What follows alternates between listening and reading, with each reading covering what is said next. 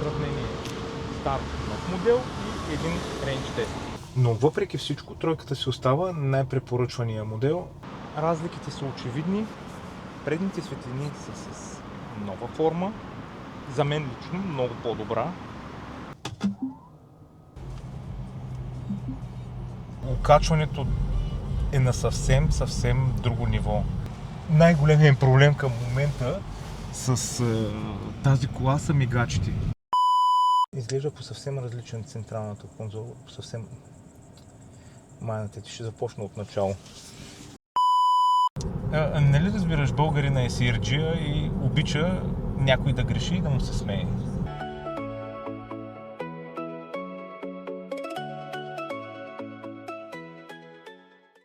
Добър ден, уважаеми зрители! Днес ще ви взема с мен на едно представяне на една сравнително позната кола и да направим едно сравнение стар нов модел и един рейндж тест. А колата е Tesla Model 3 Highland в един невероятно червен цвят. Невероятен автомобил. Днес ще разгледаме в детайл колата и ще направим едно сравнение, но нека първо да погледнем и стария модел.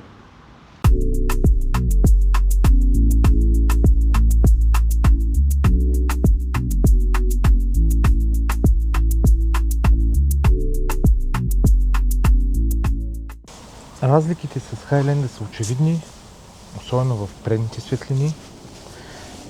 Страничната линия е малко по-различна и Highland е малко по-аеродинамичен от тройката след 2021 година, а задните стоп светлини при Highland се вдигат с багажника, а тук са вътрешен и външен стоп, т.е. остава светлина и на купето, а не се вдига всичко с багажника. Интериорът е ясен, таблото е различно, седалките най-вече, а централната конзола се е запазила същата. На задните седалки е по-различно, вече има интегриран дисплей в Highland, а тук е само обикновени въздуховоди. Но въпреки всичко, тройката си остава най-препоръчвания модел за употребяване на електрически автомобил и от 2018 преди фейслифта и от 2021 година след фейслифта. Това е модела, който на практика промени пазара на употребяване и на нови електрически автомобили и вече всички се мерят спрямо него. Това е еталона за електрически автомобил. Когато някой каже търся електрическа кола, най-вероятно първото нещо, за което се сеща, е Tesla. И съответно и за това пазара на такива автомобили е толкова голям. Както Model 3 Highland има преимущества пред Model 3 от 2021 година, така и Model 3 от 2021 година има преимущества пред Model 3 от 19 и 20 година. Накратко ще ви разкажа каква е разликата между първата тройка и тази от фейслифта и продължаваме с Highland, който е фокус на днешното ни видео. На първо място най-очевидната разлика е лесните, които преди фейслифта са хромирани. Фаровете са само LED, а не са матрични. Така, следващото нещо. Няма двойни стъкла, а само единични. Другата разлика е централната конзола, която е с пиано лак и той много лесно се драска, както е очевидно. Другото нещо, което е ясно, няма електрически багажник, а само механичен. И другата най-голяма разлика, която е и най-търсеното нещо, термопомпа. На практика това са петте разлики от преди фейслифта и от фейслифта. Има и други, но това е най-очевидното. Продължаваме с Хайленда и да видим там какво ще се случи днес. И колата вече ми очаква на адреса, така че отивам да я намеря и да започваме. И ето е колата. Мисля, че е това. И ме очаква да започваме. Невероятен червен цвят.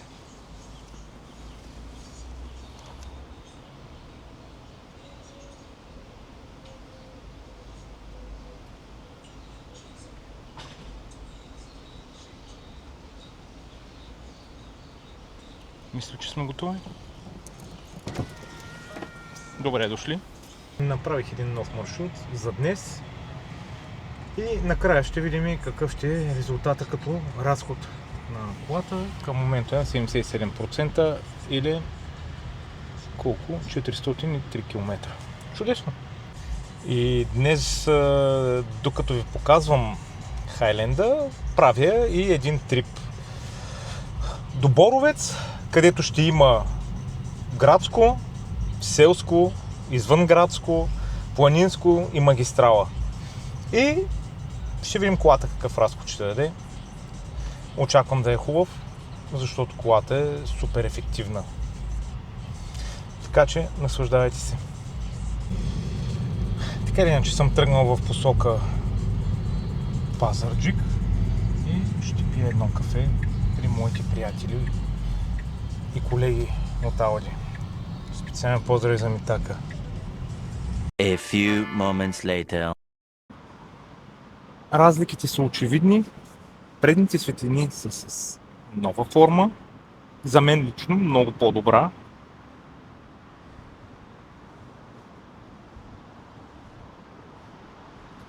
И основната разлика в задните светлини, които се вдигат заедно с капака.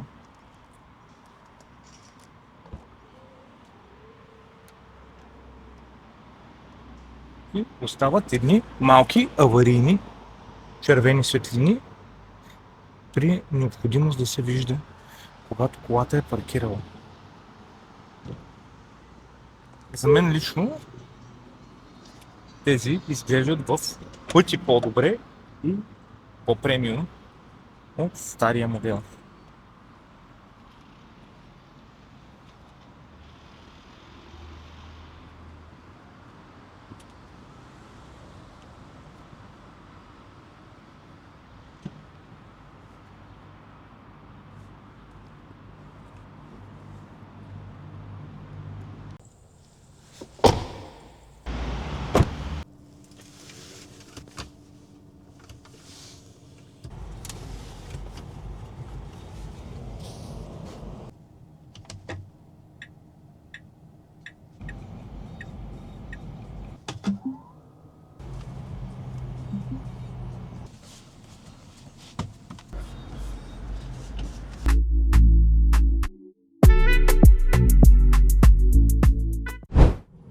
Веднага след потегляне с колата мога да кажа две предимства, без да се замислям. Тишината в купето е на съвсем друго ниво. На практика няма нищо общо с стария модел и окачването се усеща по съвсем различен начин. Колата стои много по-премиум, отколкото стария модел. Воланът е малко по-различен, няма ловчета за мигачи и чистачки съответно, което за мен е леко странно с оглед на всички навици, които имаме ние, защото всеки се е научил на кола, която има такива, и мускулната памет, която имаме, ние инстинктивно посягаме за мигачи и съответно за чистачки. Те са интегрирани в волана, тук и тук, но изисква свикване. В никакъв случай не е неудобно, но е леко смущаващо в самото начало, когато се запознавате с колата. И ако сте нямали предишен експириенс с Тесла, може да ви дойде малко така притеснително липсата на тези лошчета, но не е нещо, с което не може да се живее. За мен лично най-големият проблем е кръговите движения, както сега влизаме в такова, и подаването на мигач и изисква доста повече внимание от водача да подаде правилния мигач при напускане на кръговото. Защото когато воланът е обърнат наобратно, завъртян по-скоро, не обърнат, завъртян, трудно се ориентираш кой мигач да подадеш. Предполагам се свиква, аз все още не съм свикнал, защото рядко карам такава кола.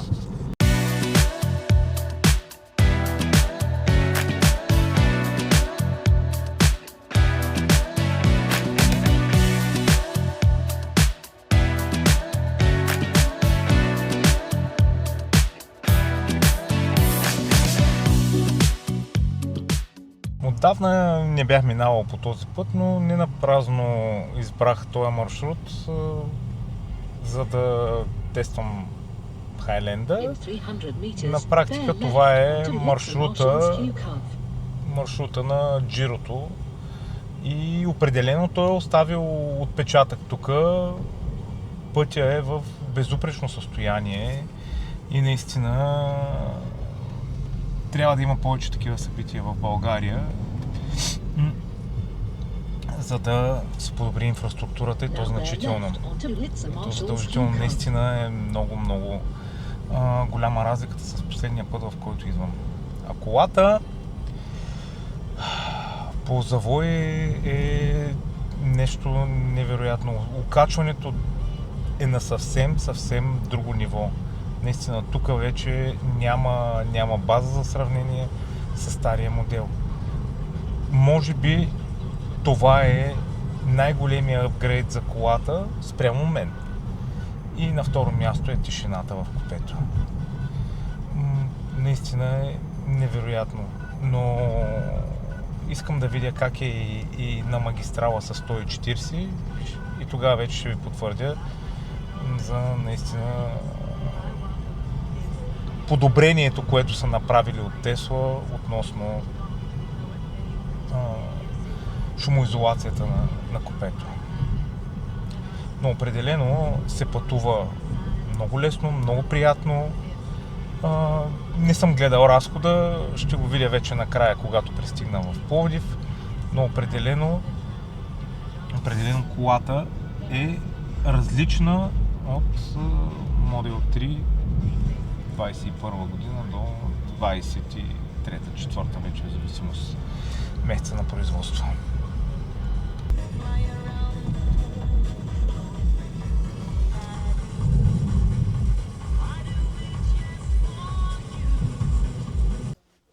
Те са като цяло са направили нещо много просто и много лесно, но никой не го е направил още от влизането в колата.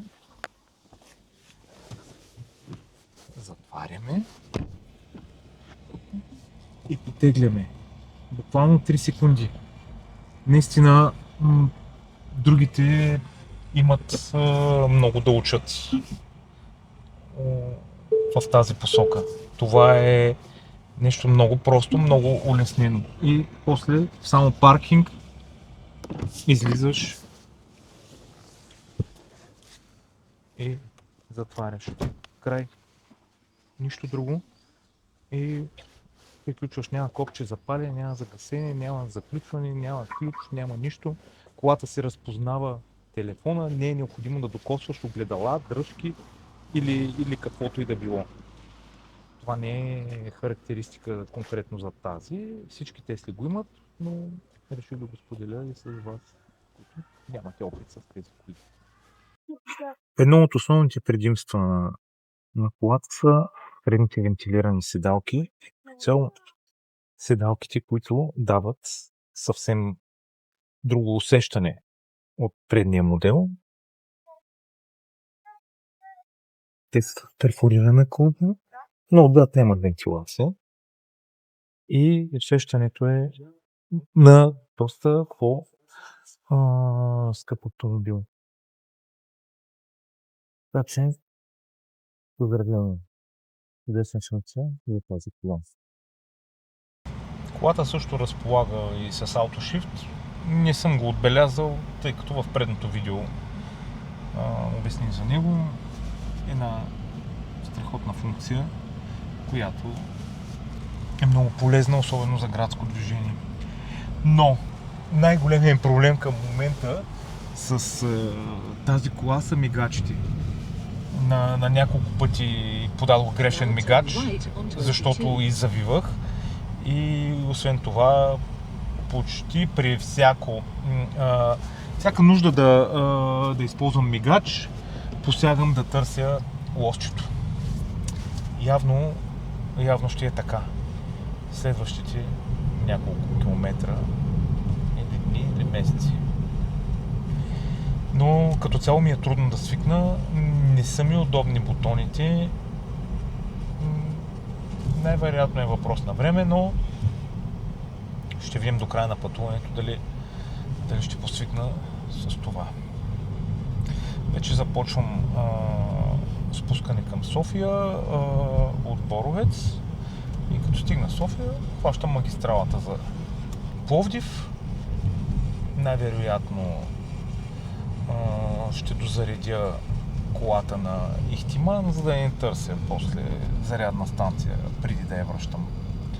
Но като цяло тя се стига без проблем с заряда, който има. Така ще ви държа в течение как се движат нещата.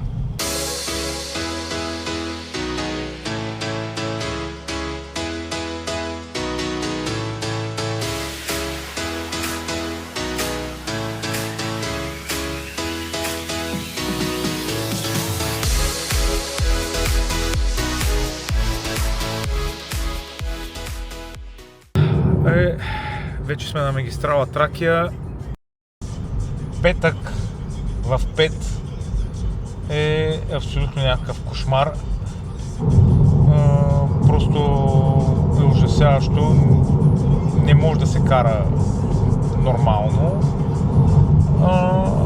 Но сега спирам на Ихтиман за едно кратко зареждане и продължаваме пак.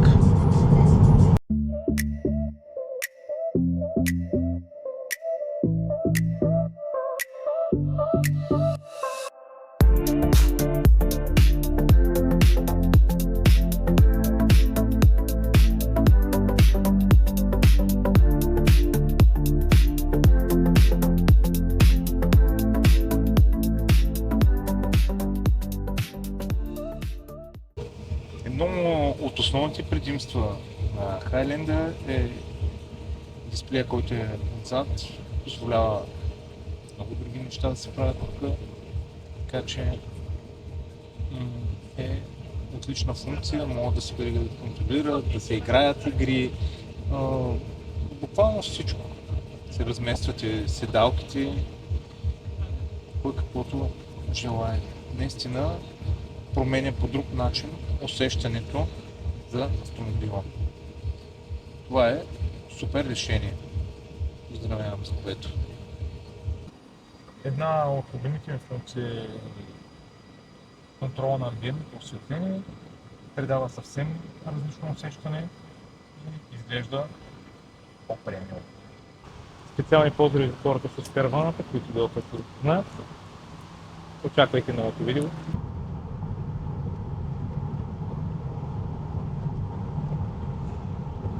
Чувате ли?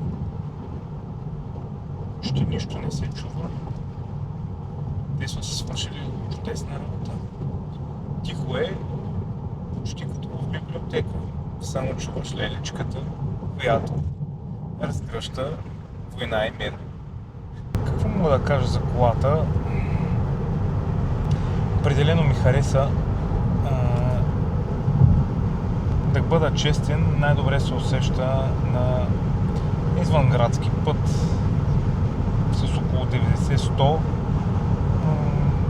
колата върви с абсолютна лекота, много по-леко се кара от предния модел и определено се струва. Определено се струва апгрейда, но вече зависи цената. Друго, какво мога да кажа за нея? Определено и нива над другата, но това обезмисля ли покупката на по-стария модел? Категорично не. Дали ще се изберете такава от фейслифта или преди фейслифта, няма никакво значение. Ще получите кола, която може да ви върши чудесно работа.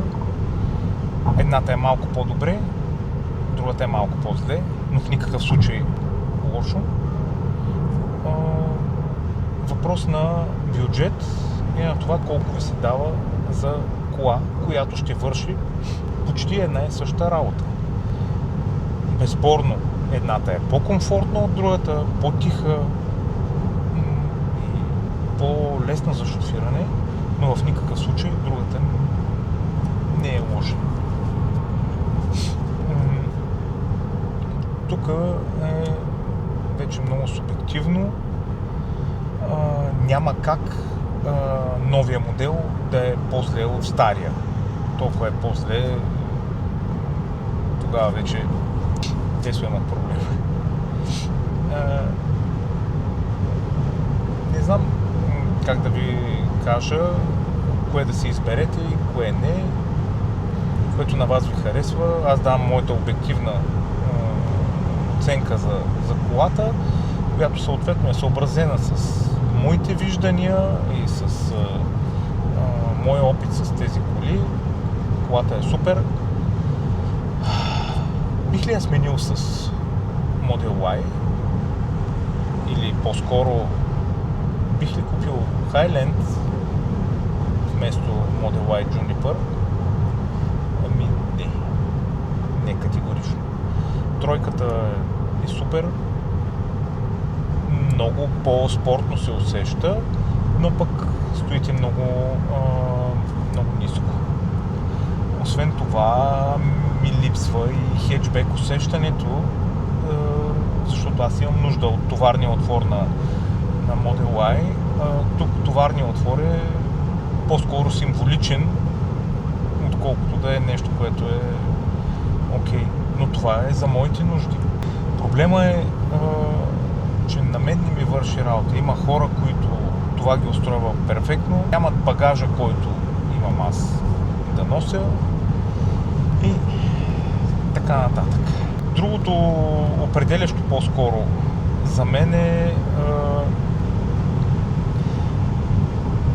цената на колата.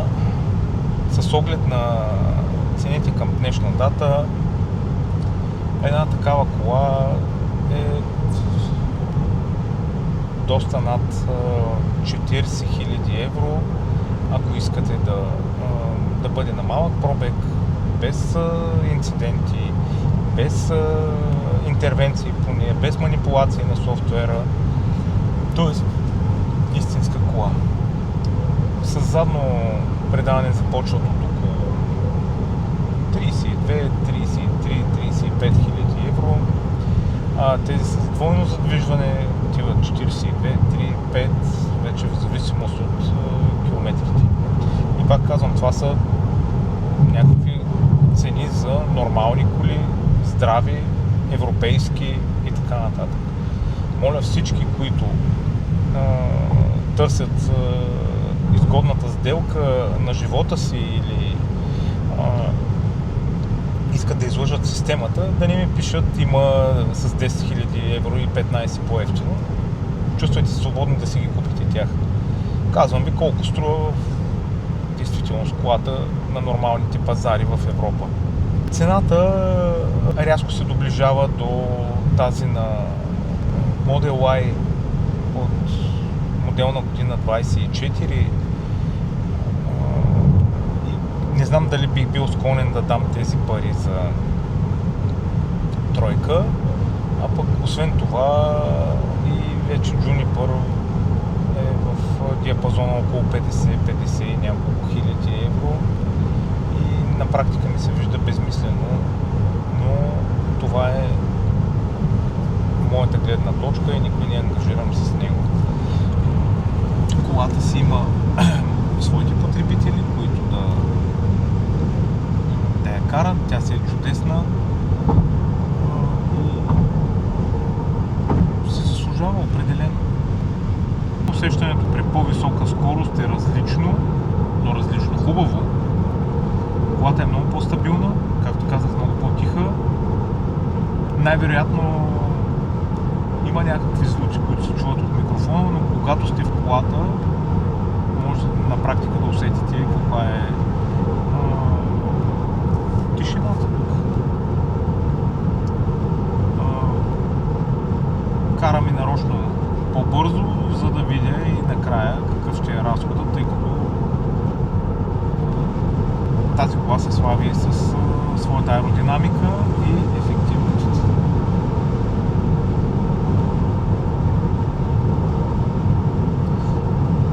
Тук не гоним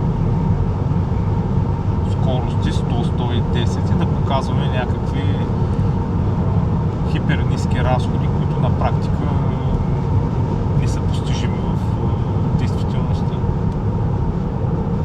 Общо взето всички карат с това темпо и аз карам с тях.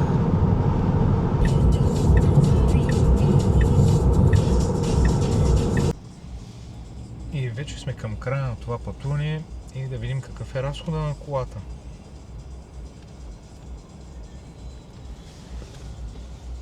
Тест 31.7, 13,4 кВт-часа, минал съм малко над 300 км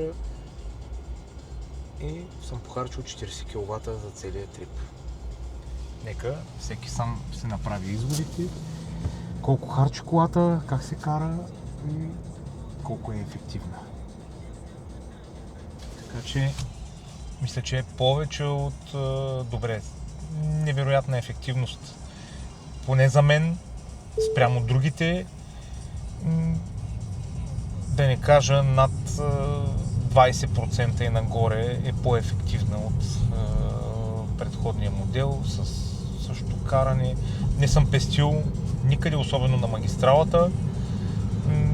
Карал съм с повече от нормално темпо, не съм се бавил, но 13,4 разход за такава кола. Поздравления! Дали успях да свикна с мигачите? Ами, има някакво известно подобрение, но като цяло по-скоро не. Още ги бъркам, пускам някакви различни мигачи. На всяка нужда от мигач аз посягам за ощето. Ами, не. Може би това е единственото нещо, което ми създава някакъв дискомфорт в колата, но мога да живея с него. В заключение бих ви казал всеки да си вземе такава кола, която му отговаря в джоба, дали е преди фейслифта или тази. Няма никакво значение. Колата ще ви върши чудесна работа. Щом две от служебните ни коли са от преди фейслифта и не са с термопомпата, както обичат да казват, и колите си ги караме и си вършат работата отлично и нямаме никакви забележки, смятам, че не е проблем. И другото, което е важно, разликата в цената. Тя е, да не кажа, повече от 15 000 евро за екземпляр от фейслифта и за Highland. Чудесно, но на практика за експлоатацията, която ще карате колата, вие никога няма да може да изразходвате разликата в цената на колата за зареждане на електричество. 15 000 евро за ток, много трудно. Вие трябва да спите в тази кола. Така че, простна сметка. Дали ще ви вози малко по-комфортно или пък ще ви е малко по-шумно, голяма работа. Въпросът е, че ще може да свърши това, което прави и тази за 45 000, такава и за 25 ще го върши или за 20. Въпрос на личен избор. Накрая, благодаря на всички, които останаха до края на видеото, че отделихте от най-ценното времето. Ако ви е харесало, моля за един лайк, subscribe и очаквайте следващото видео. До скоро!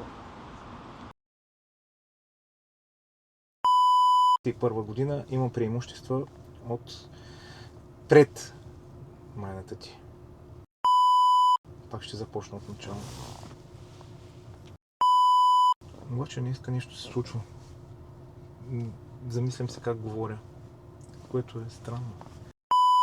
Изглежда по съвсем различен централната конзола, по съвсем майната ти. Ще започна от начало. Нали разбираш, българина е сирджия и обича някой да греши и да му се смее.